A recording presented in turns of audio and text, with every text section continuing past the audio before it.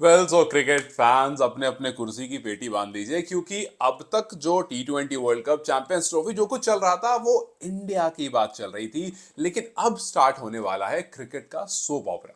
अब आज से हम आईपीएल की तरफ घुस गए हैं और आज से वो राइवलरी सीजन भी समझ लो शुरू हो गया। हालांकि कुछ दिन टाइम जरूर है, लेकिन शुरू हो गया। और शुरू होने से पहले एक टीम जिसने अभी तक एक प्लॉट ट्विस्ट बनाकर रखा है और अभी तक रिवील नहीं करा है, इनफैक्ट वो इंतजार में थे, मानो केएल राहुल की तरफ देख रहे थे बहुत ही उम्मीद भरी निगाह लेकर के, लेकिन राहुल ने भी मना कर दिया। आप समझ गए होंगे मैं बात कर रहा हूं दिल्ली कैपिटल्स की और उसके मिलियन डॉलर क्वेश्चन की कि भैया कौन लीड कर रहा है दिल्ली को। मतलब दिल्ली जो पिछली बार काफी बेहतरीन दिख रही थी और ऐसा लग रहा था कुछ करिश्मा करेगी, बट टॉप 4 में नहीं जा पाई थी, ठीक है। लेकिन इस बार आई एम टेलिंग यू, इस वीडियो के आगे बढ़ने से पहले आपको ये बता दूं कि ये एक प्रिडिक्शन है कि इस बार दिल्ली कैपिटल्स आपको टॉप 4 में तो जरूर दिखेगी, इनफैक्ट वो और आगे भी जा सकती है, दैट इज श्योर। लेकिन सवाल बस ये है कि ये जो केएल राहुल हैं, जिन्होंने थैंक्स नॉट सो थैंक्स वाला सिस्टम दे दिया कि भैया आपने मुझसे पूछा कप्तानी के लिए बहुत बहुत शुक्रिया, बट मैं तैयार नहीं हूं, मैं कप्तान वप्तान नहीं बनूंगा, मैं पीछे रह करके टीम को लीड करूंगा, मतलब मैं मैच जिताने में काम करूंगा, मैं सिक्सेस मारूंगा, प्रेस कॉन्फ्रेंस आप किसी और से करवा लो, मतलब आप कैप्टन कोई और देख लो। देखो, जब केएल राहुल को 14 करोड़ रुपए मिले तो सबको लगा कि भैया इतने पैसे दे करके आप कप्तान ही ला सकते हो, और राहुल ऑलरेडी कप्तान थे तो सबको पता था, क्योंकि आज का टाइम क्या है आप देखो ना, किसी प्लेयर को देख लो, लाइमलाइट में रहना सबको पसंद है। लेकिन केएल राहुल को मानो पीछे रह करके काम करने की आदत हो गई, बिकॉज इंडियन टीम में भी जब वो रहते हैं वो एक ही बात कहते हैं कि भैया मुझे बस टीम में रखो, कहीं भी सेट कर दो, और वो कहीं भी सेट हो जाते हैं। तो केएल राहुल ने जब कहा कि मैं कप्तान नहीं बनूंगा, वही थैंक्स बट नो थैंक्स वाला मूवमेंट ड्रॉप कर दिया, तो सबके दिमाग में एक ही सवाल आया कि यार इतनी रेड हॉट फॉर्म में बंदा है, इतना सब कुछ बढ़िया चल रहा है, क्या ही मौका इसको मिला था सर पर ताज रखने का। और अगर दिल्ली का बुरा सीजन जाता तो कोई कुछ नहीं कहता, बिकॉज दिल्ली का हर बार बुरा सीजन जाता है, लेकिन अगर दिल्ली का बढ़िया सीजन चला जाता तो आप सोचो कि सारी की सारी लाइमलाइट जो है वो केएल राहुल की तरफ चली जाती। लेकिन राहुल ने कहा कि नो थैंक्स, मुझे नहीं चाहिए लाइमलाइट, मैं पीछे रहकर काम करूंगा, आप कप्तान ढूंढो। अब कप्तान ढूंढो में कौन सा कप्तान आएगा, वही जो मैंने मिलियन डॉलर क्वेश्चन कहा। और मेरे हिसाब से, मेरे नहीं बहुत सारे लोगों के हिसाब से, अक्षर पटेल से बेहतरीन कोई नहीं, बिकॉज अक्षर पटेल जिस तरह से इस टीम को जानते हैं, जितने टाइम से इस टीम के साथ हैं, ऐसा लग रहा है कि यार ये लीडरशिप रोल बहुत बेहतरीन निभाएंगे। अब देखो दिल्ली के साथ ये चीज रही है कि जितनी बार मझधार में आपकी नाव जाती है और निकलती है, जाती है और निकलती है, उससे ज्यादा बार इस टीम ने अपने कप्तान को बदला है। 17 में से 14 बार, 17 सीजन अब तो हो चुके हैं, 14 बार इन्होंने अपने कप्तान ही बदले, नए नए कप्तान हर बार आते हैं, लेकिन कोई भी इनको उस ग्लोरी तक पहुंचा नहीं पाया है। तो अब सवाल बस यही है कि जी केएल ने तो मना कर दिया है, लेकिन क्या ये काम अक्षर पटेल कर पाएंगे। अब अगर आप अक्षर पटेल की तरफ देखते हैं तो आपके दिमाग में सबसे पहली चीज ये आती है कि यार ये जो स्पिन सेंसेशन है, क्या ये वाकई रेडी है इस चीज के लिए। बिकॉज अक्षर के साथ एक चीज है, देखिए मैं आपको अभी नंबर्स बताऊंगा अक्षर के, वो नंबर और जो अक्षर की कहानी है, जो अक्षर की इमेज है, उसमें बहुत फर्क है, क्योंकि अक्षर हमेशा दबे हुए रहे। अक्सर विनिंग टीम के पार्ट रहे, T20 वर्ल्ड कप के पार्ट रहे, चैंपियंस ट्रॉफी विनिंग टीम के पास रहे, ट्रॉफी उठाई है उन्होंने, आईसीसी ट्रॉफीज लिफ्ट करी हैं, लेकिन उनके चर्चे नहीं है बिल्कुल भी, बिकॉज वो आदमी पीछे रहने वाला है, वो आदमी जडेजा जडेजा जैसे हैं, तो जडेजा की लाइमलाइट है, जडेजा की बातचीत है, लेकिन अक्षर पटेल के बारे में बातचीत नहीं है। तो इस वजह से इस टीम में अगर कोई कह रहा है कि यार अक्षर कैप्टन बनेंगे, तो लोग बड़ा लोकी है कि हाँ चलो ठीक है। अब इसमें एक चीज, दो चीज हो सकती है, चाहे तो ये ब्लेसिंग इन डिस्गाइज हो जाएगा कि भैया केएल ने मना कर दिया, अब आपको लग रहा है कि यार ये गलत होगा, लेकिन इवेंचुअली यही सही हो जाएगा और अक्सर ही बहुत बेहतरीन कप्तान बनकर निकल जाएंगे। या तो फिर केएल के लिए बहुत बड़ी अपॉर्चुनिटी जो मिस हो गई, बिकॉज अगर केएल यहां कप्तान बनते, अच्छा सीजन देते, याद रखिए जो अच्छा आईपीएल सीजन देता है वो इवेंचुअली इंडियन टीम में भी आकर के कप्तानी के रोल के भागीदार हो जाता है। और रोहित शर्मा के बाद कप्तान कौन बनेगा, इसका सवाल लगातार चल रहा है। तो यहां पर चाहे तो मिस्ड अपॉर्चुनिटी है, और या तो फिर ये ब्लेसिंग इन डिस्गाइज है। खैर, अगर आप अक्षर पटेल की तरफ देखते हो और उनके ओडीआई टेस्ट नंबर भी देखते हो, मैं ओडीआई टेस्ट इसलिए बता रहा हूं बिकॉज वहां से आपको प्लेयर की वैल्यू पता चलती है। ओडीआई खेले हैं 67, रन स्कोर किया है 727 और 72 विकेट्स हैं 67 मैच में, 72 विकेट्स, 750 के आसपास run is a very good number उस प्लेयर के लिए जो कितना नीचे आकर खेलता है, ऊपर नहीं खेलता, नीचे आकर खेलता है।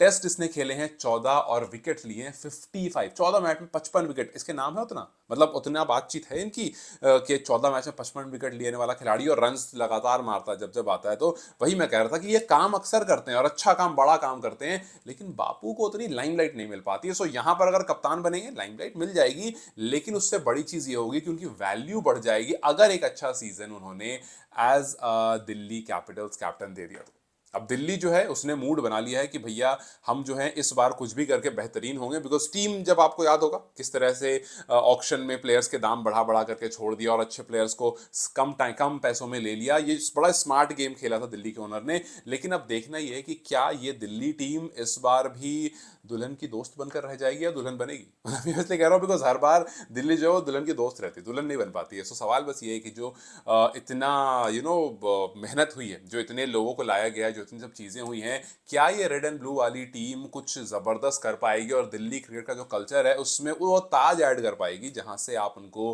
कैप्टन सॉरी जहाँ से आप उनको विनिंग टीम कहते हो, जहाँ से आप उनको कहते हो कि डोमिनेटिंग टीम है। और अगर अक्षर पटेल इस टीम के कप्तान होंगे, जो मैं मान करके चल रहा हूँ, तो ये हो सकता है बिकॉज अक्षर के पास बहुत अच्छा एक्सपीरियंस। आप इमेजिन करो लास्ट के 2-3 ओवर बच रहे हैं, कोई ऐसा बॉलर, कोई यंग बॉलर बॉलिंग कर रहा है और सामने बैटिंग करने रोहित या विराट खड़े हैं, बड़ा प्लेयर का मैं नाम ले रहा हूँ। सो रोहित या विराट बैटिंग कर रहे हैं और कोई यंग बॉलर कर रहा है, तो वहां पर जाकर के अक्सर बोलेंगे कि भाई देख, मुझे पता है ये सिचुएशन कैसी है, मुझे पता है वो बॉल बैट्समैन कैसा है। अगर विराट कोहली सेट है तो तू उनको इस तरह से बॉलिंग कर, अगर रोहित शर्मा अटैक करे तो उनको इस तरह से बॉलिंग कर। सो टीम के ऑपोजिशन के बड़े महारथी को भी कैसे खेलना है, कैसे गेंदबाजी करनी है, अक्सर को पता है, only because of his experience.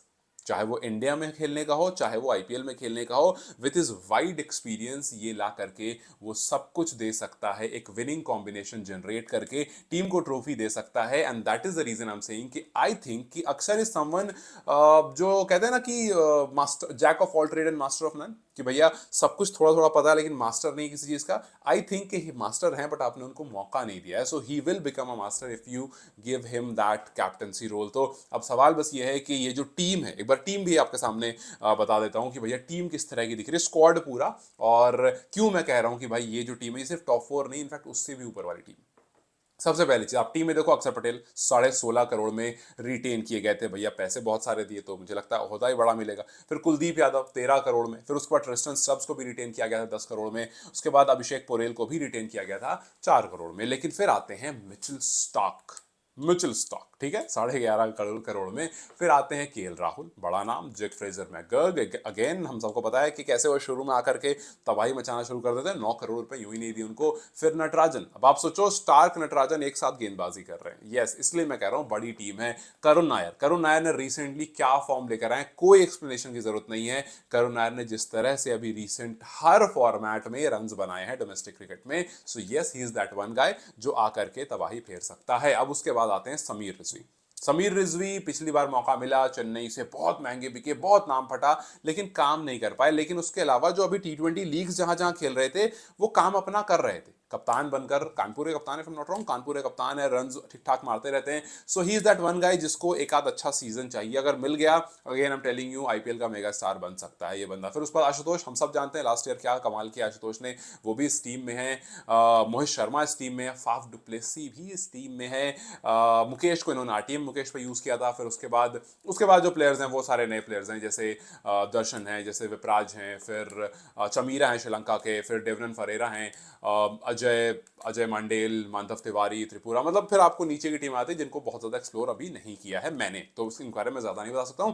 लेकिन अगर आप मेजर टीम की तरफ देखोगे, मेजर प्लेयर्स की तरफ देखोगे, तो ये एक बेहतरीन टीम है। और अक्षर पटेल इस टीम के अगर कप्तान रहेंगे तो मेरे हिसाब से ये एक बहुत ही लो की थॉट है कि भैया एक ऐसा कप्तान जो सुपरस्टार नहीं है लेकिन एक्सपीरियंस अच्छा खासा लेकर आता है। और राहुल ने मना कर दिया कप्तानी करने से, तो दूसरा नाम अक्षर Patel can be a very very good option. खैर, व्हाट डू यू थिंक, इन सब खिलाड़ियों में से कौन सा वो खिलाड़ी होगा अक्षर के अलावा जो आपको लगता है कि बेहतर कप्तान होगा, या फिर आपको भी यही लगता है कि इस दिल्ली कैपिटल का इस सीजन में, 18वें सीजन में कप्तान अगर बेहतरीन कोई हो सकता है तो वो अक्षर पटेल हो सकता है? Do let me know comment section. Till then, you guys take care, I will see you very soon, bye bye.